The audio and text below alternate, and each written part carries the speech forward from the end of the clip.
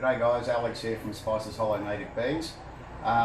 Decided that I'd better start a new YouTube channel so I can do some longer in-depth videos for you all, so I can show you some of our new stuff, anything that you may want to request. YouTube's the way to go for sure. So today I'm going to show you our steel systems for hive mounts, hive cradles, starpicket mounts, post mounts, duplication accessories, etc, etc. So let's get into it and have a look at the steel work, because it's way more attractive than looking at this. Let's go. Okay, so what we have here is our post mount. A little bit of a mock-up here. Just assume that this post is a veranda post or a fence post or any vertical surface, so a brick wall, block wall, you get the idea. The actual hive cradle here can be made to suit any hive, okay, any dimension, any width, any length, whatever you want. You can put any style of hive on here, whether you're a splitter or a duplicator.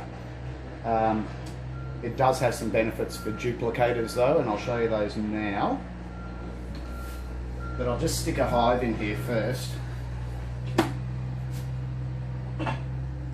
Okay, so there's your first hive in there, whether that's going to be your mother hive or the hive you split, whatever. Then, if you're a duplicator, this is where this system comes into its own. You can get a longer bar, and you can slide it in to the post mount underneath, and there's a bolt under there, and you just do that up like so, and then you get a second cradle like so, and it's got its own bolt in it, and you slide it onto the bar like so. You do it up, then you stick your daughter hive on here,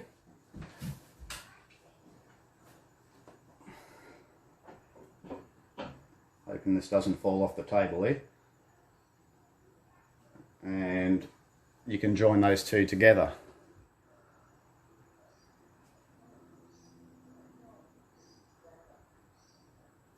like that to do your duplication. Now when your duplication's done, you can remove your daughter hive, you can leave your mother hive there, you can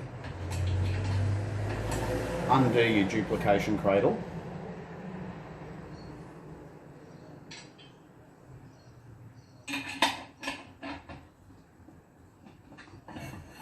remove the duplication bar, just sitting him up there,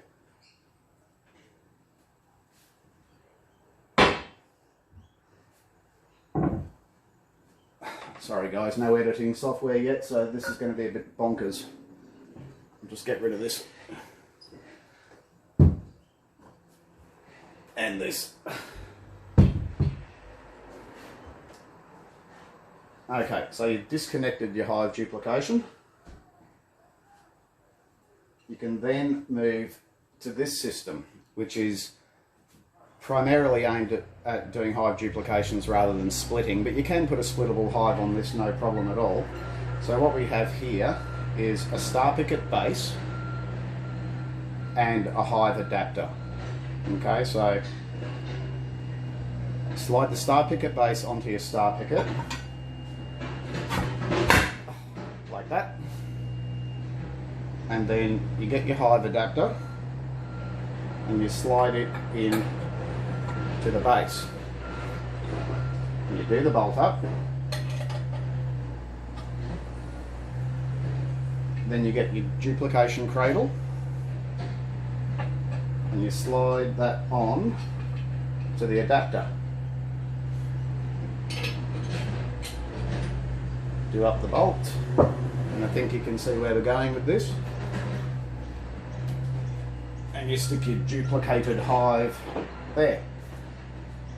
and you can just leave it there until that's ready to become a mother hive. So when you're ready to do a duplication of this hive,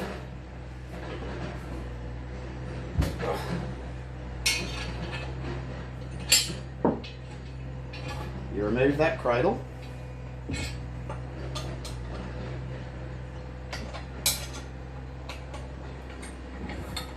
remove that adapter,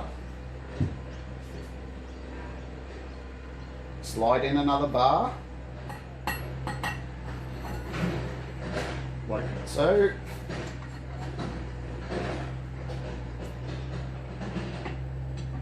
Put one cradle on this side, and that has your mother hive in it, and you put a second cradle on this side here, and that has your daughter hive on it. Now obviously your mother hive at the back is going to weigh more than the daughter hive at the front, so you, using a bit of common sense, you can slide the whole setup forward to compensate for the weight, to keep the majority of the weight over the centre of the starpicket. Otherwise, if you had it back too far and you've got like a 2 or 3 kilo bias towards the rear, it will pull your starpicket back. So that's that system there. And like I said, this is primarily aimed at people who do hive duplication, but you can use that base there with that adapter there and put your splittable hive on it, but there's no real advantage to doing that. If you're a splitter, you are better off going for, so hang on, I'll just get this off. Starpicket back up there. If you're a hive splitter, you're better off going for our bog stock standard starpicket mount and cradle all in one.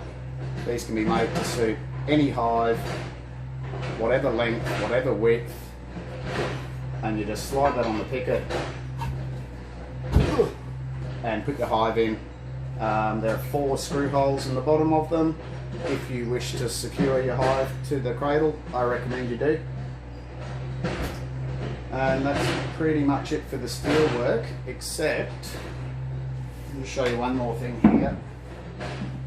We can also do these post mounts in, I'll get that bit of wood back up here.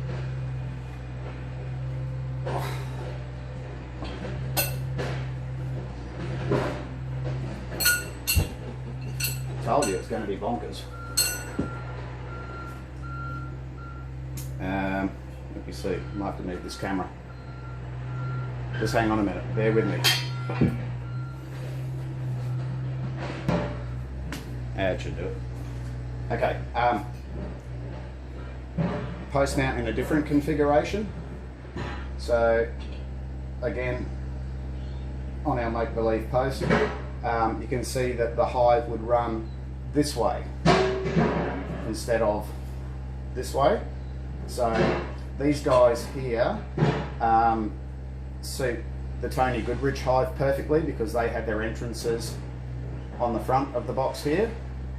Or if you have a more conventional sort of oath hive, you can put it in this way and the entrance will be on this end or that end, whatever. Sorry for the noise out there. But if you wanted to run your hive along a wall instead of projecting out from the wall, this system here will keep it into the wall a little bit tighter. This dimension here between the edge of your hive and the post can be whatever you want it to be. If you run a roof on your hive, you'll have to allow for that. So that's pretty much the steel work covered. If you've got any questions, stick them in the comments below. If you want pricing on this stuff, because it depends directly on the size of your hive, because everyone seems to make different stuff, send me a message through our Facebook page, Spices Hollow Native Bees, and I can give you a firm quote. The standard finish on all of these products is zinc primer over to the welded areas. The rest of it's all galvanized steel. They can be etch primed and painted for an additional cost as well. Pretty much any colour that you like. That's about it, guys. Righto, take care. these videos won't be a super regular thing, but when I've got something to share or I think's important or a request on a particular topic, then yeah, I'll knock one out. All right, cheers guys, take care.